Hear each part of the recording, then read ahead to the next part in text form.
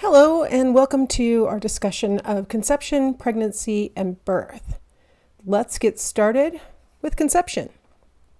So, we talked a little bit about ovulation and things like that when we had our discussion of the menstrual cycle, but let's talk about it now with regard to its relationship with conception.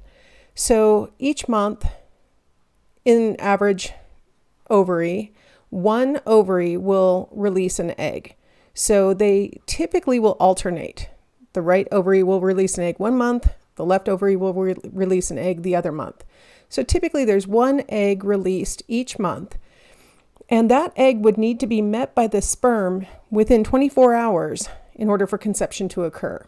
So the egg is released, it gets drawn into the fallopian tube through that pulsating action of the fimbria, if you remember those structures from our discussion of anatomy. So those fingers that are sort of at the end of the fallopian tube are pulsing along with, the heartbeat and motion and things that are going on inside the woman. And so it draws the egg into the fallopian tube. And if there are sperm in the fallopian tube, when that egg is released, there's a high probability of conception. Fertilization has to occur within 24 hours or else the newly released egg just gets absorbed back into the body, gets shed out with menstrual flow and things like that. So we've got that 24-hour window from the moment of release to the moment of conception. So fertilization tends to occur really high up in the fallopian tube. You can see in that picture there a little sperm depicted. In our picture on the left, we've got what's supposed to be representing the egg. Obviously, that's a very cartoonish drawing of the egg, but you've got that greenish layer on the outside, which is kind of analogous to the shell on an egg, right? It's not firm, it's not hard like a chicken egg or something like that, but it's the coating around the egg. And the sperm have to penetrate that coating. One of the things that we've recently learned, and by recently I mean within probably the last 40 years, is that the egg gives off little chemical attractants that let the sperm know that this is the fallopian tube that contains the egg. This was a really important finding because previously they used to think that probably half of the sperm that are deposited during an ejaculation would swim up the right fallopian tube and half would probably swim up the wrong fallopian tube because they thought the sperm were just sort of moving at random, just sort of moving upstream and didn't really have anything to guide them. Now we realize that there's actually chemical signals being sent from the egg that helps to attract the sperm to the correct fallopian tube, thus improving the likelihood of conception. So instead of thinking that half of the sperm go up each fallopian tube, it's probably more like 3/4 go up the correct fallopian tube. Some of them still probably go to the wrong place. So we've got the chemoattraction being the first part that's pulling the sperm toward the egg. Then we have a stage called docking, which is where the sperm heads sort of lock onto the outside of the egg. So the consistency of the egg and the consistency of the protein pack that's at the top of the sperm head sort of locked together in what they call docking. Then there's what's called acrosomal exocytosis, obviously, and that's where the sperm head, that protein pack at the top, starts to really dissolve the outer layer of the egg so that in hyperactivity we can have the head of the sperm actually starting to penetrate into that outer lining of the egg.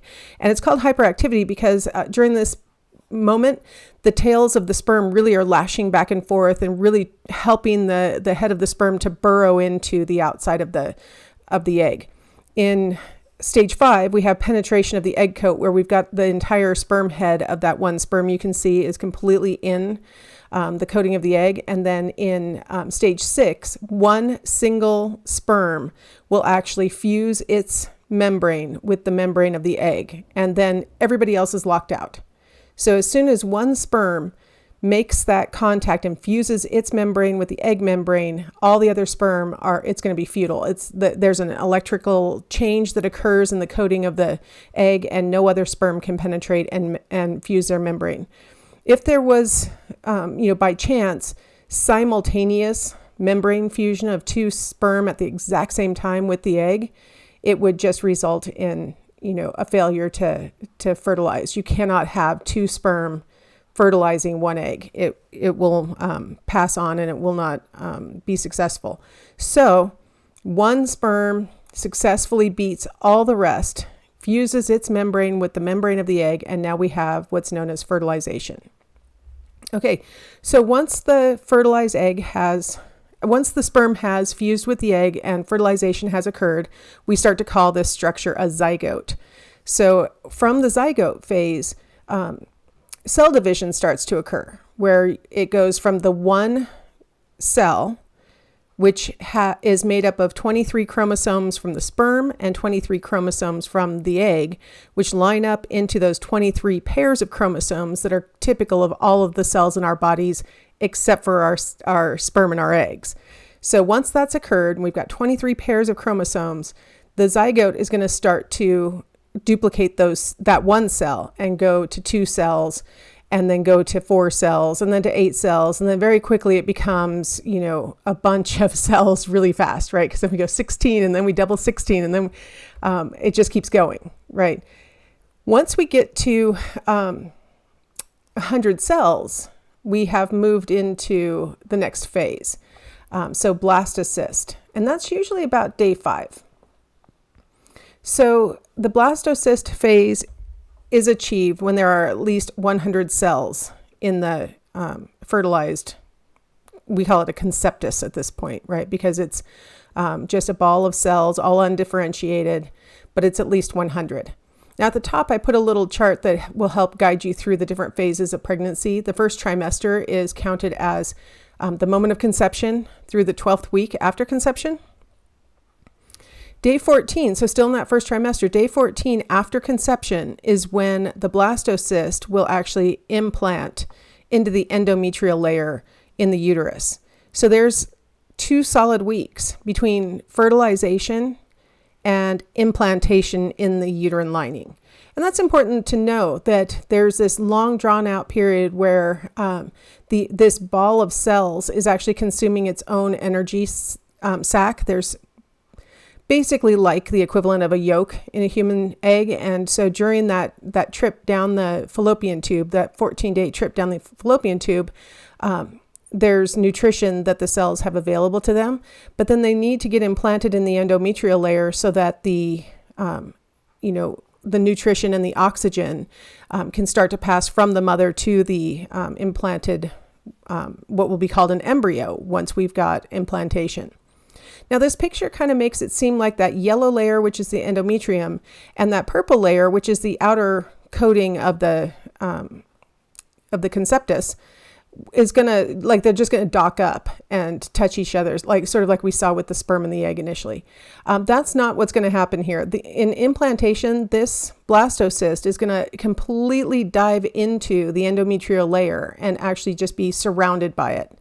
And then the developing embryo will start to emerge out of that, that organism that's actually embedded into the endometrial layer will start to grow out of the endometrial layer as it's developing. So it's not just a pure docking, it's a legit, complete embedding into the endometrial layer. Now in this picture, you can see that they've colorized the structures to help it make it really clear what's here. So the cells that are purple are ultimately going to become the amniotic sac and the placenta. So the part that comes in contact with mom's endometrium first is going to become the placenta, that's going to have all the blood vessels and connections with mom's blood supply, so that the baby can receive oxygen, nutrition, and then also deliver waste to mom's bloodstream so mom can shed it. The purple part, the lavender part that doesn't look like cells, that's water, and that's going to be the amniotic fluid. And so what I really want you to walk away from is knowing that every single part of everything that's around the baby in gestation is stuff that's created by the DNA of that baby. It's not, the baby doesn't actually come into direct contact with mom until birth. So it's, this placenta is this separation point between mom and the baby. And that's really important to know because, while there can be a little bit of transfer of blood or a little bit of transfer of other messages across the placenta, it's a really protected place where the embryo and then the fetus ultimately will grow within its own set of cells. Now, the green cells in this picture are depicting what is going to become the embryo and then ultimately the fetus. So right now, it's a bunch of undifferentiated cells that could, become anything. So those are what we call stem cells. All right, now let's talk about something that I mentioned when we were talking about birth control methods and how sometimes we can have ectopic pregnancies as a result of particularly IUDs. So what is an ectopic pregnancy? Well, it's, when we were talking about IUDs, we were really worried about mostly the kind that occur in the fallopian tube. So if we look at the picture, we see isthmic tubal pregnancies, and we see ampular tubal pregnancies. And those are what we're, and we always also have the infundibular tubal pregnancies. So all of these are examples where the egg has embedded somewhere actually in the fallopian tube. There are actually other kinds of ectopic pregnancies. Like any time that the implantation happens somewhere other than the endometrial layer, it's called an ectopic pregnancy. We don't call them all tubal, right? Because only the ones that would happen in the tubes would be called ectopic. So you see there's a broader term, ectopic, that includes the narrower term, which is tubal. The other types are, so you'll notice the three that appear to be embedded in the uterus, and you might be thinking, well, wait a second, why is that considered an ectopic pregnancy? What's happening in those cases is that they're lodging into a layer of the uterus that is inappropriate. So we've got the interstitial where it's dived deep into the muscle tissue instead of being in the endometrial layer. And then we have the intramural, which is down there on the right-hand side of the uterus, and that's where it's gotten really deep into the muscle layer of the uterus. The cervical type is on the left, and that's where it's too close to the cervix. And so as the placenta develops, it's going to cover the cervix and also ultimately could be at risk of abnormal bleeding, and potentially during childbirth, you could have the placenta delivered before the baby. And that means that the baby would be deprived of oxygen during childbirth. So the cervical type of ectopic pregnancy might survive, but could be very dangerous. Where else we see some random places they could be implanted. The intraligamentous implantation is where it's actually implanted on the ligaments that join the fallopian tubes and the ovaries and the uterus. It could implant right on the ovary or out in the abdominal area. There, basically any place that the fertilized egg has implanted that is not the endometrial layer of the uterus is called an ectopic pregnancy. Most of these would not be survivable. These structures that these fertilized eggs have implanted in do not have the blood capacity and the ability to support a placenta. And so most of these would not be survivable. The ones that are in the tubal areas could rupture the fallopian tube, they typically do, and leave mom with half the fertility that she had before. The ones that are implanted in the uterus but just too deep can be survivable for the fetus, but can be really dangerous for the mom. And so these are never the most advantageous way to have an implantation occur. They happen randomly. There's a little bit of a connection, right, with the IUD of having tubal pregnancies. But other than that, a lot of times these just happen randomly. There's no predicting who might have these kinds of pregnancies. Having them diagnosed early is informative, but not necessarily helpful, like finding out that it has implanted in the tube.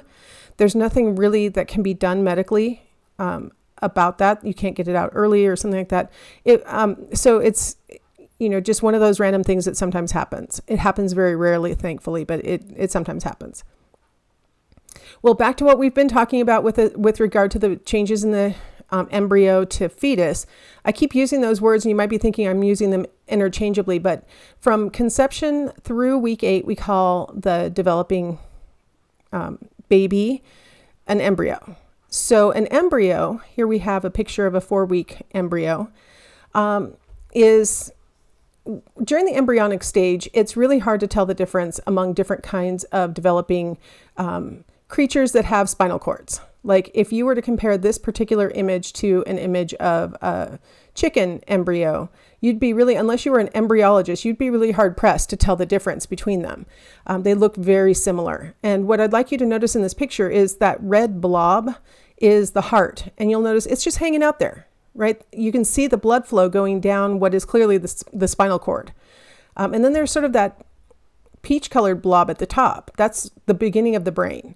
So at the very beginning, 4 weeks in, the embryo is constructed of basically a spinal cord, the heart with its blood flow, and the basic, very low level parts of the brain. And that's all we've got so far. And then sticking out the sort of clear thing with what looks like a couple of bubbles in it, that's the umbilical cord that attaches the embryo to the placenta that allows it to collect nutrition from mom.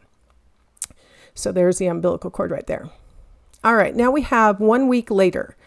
All right, so now up in the top left corner, what you're seeing is placenta. So just wanted to cover that. So that's what's embedded in the endometrial layer. And you'll notice there's a lot of blood vessels and veins in it for collecting oxygen and nutrition and for delivering waste. So that's a really important organ, and it's initially much larger than the developing embryo.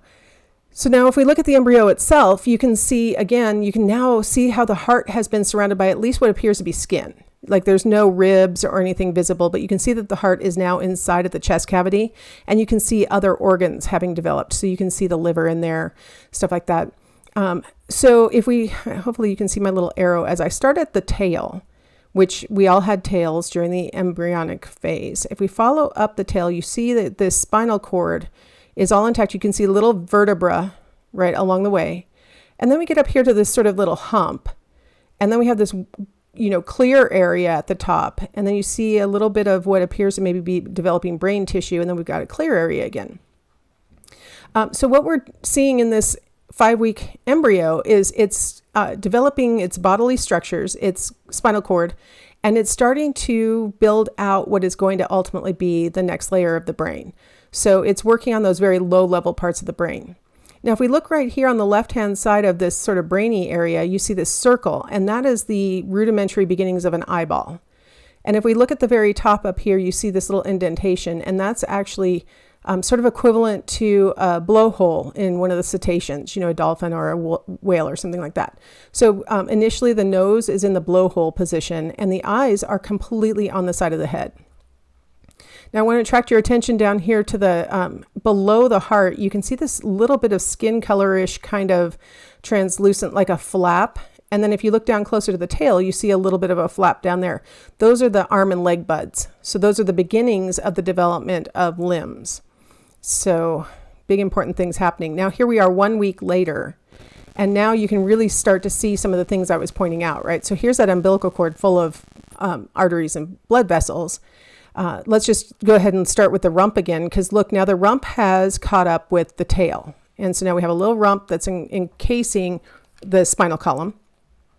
And coming off from it, now you can see there's actually a leg. It's short, it's stumpy, but you can see a little leg. And there's actually a little foot and the beginning of little toes on there. There's little separated toes. You can see that the organs are inside the body cavity. You come up that spinal column, and you can see that where the arm flap had been is now a little bit of an arm with, an elbow, little fingers, right? So a lot of development has occurred on the limbs just in 1 week. We come back up, and again, you can see this. We still have a little, fluid areas where things are developing. Look at all that blood and oxygen that's going here, because this is really important development going on in this little embryo.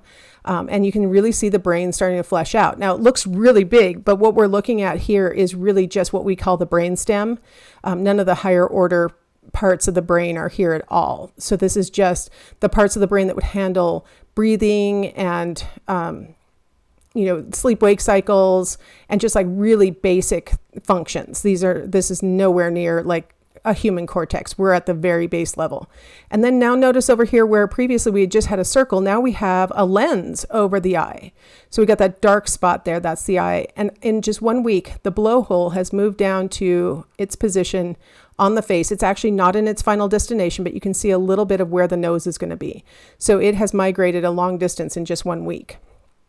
All right, and then here we are at 8 weeks, just before we transition into the fetal stage. And we have a big placenta here. Like I said, the placenta tends to be bigger than the embryo. We have the amniotic sac in this picture. So it's this tough kind of tissue that contains the water that the embryo is in. Now we got a slightly different angle on this embryo, and we can really see those organs there inside the chest cavity. You can really see the arms. You can't see the fingers too well, but the fingers are there. The legs are there and the little toes are there. And you can see that the eyes have started to get into a frontal position.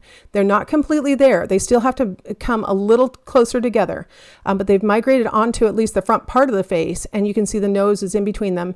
And if we look at the head, you can see what is the developing skull. And you can see that red line where the skull is growing. And right now it's just going to be cartilage, but it's growing that skull that's ultimately going to encase the brain.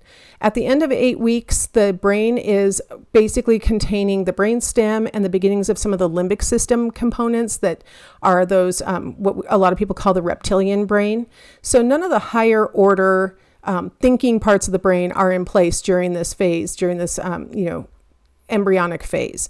Those things are going to emerge later, actually towards the end of the second trimester. So we're just looking at very basic functioning parts of the brain. All right, so this is what's going on inside the womb during the first, 8 weeks of pregnancy. Oh, I've got a little label on the picture of the amniotic sac. The last part of the pregnancy from week 9 on is called the fetal period. So like the vast majority of pregnancy, we call the developing baby a fetus. So I thought it would be kind of fun to talk a little bit about, what's going on with mom during this first period, that first 12 weeks, usually from conception. Mom may experience morning sickness. So I'm going to let you guys funnel into this video on our playlist and let them explain to you they go really fast. So when we come back, I'll talk a little bit about some of the things that they said that I really want to highlight about morning sickness. So I'll see you on the other side.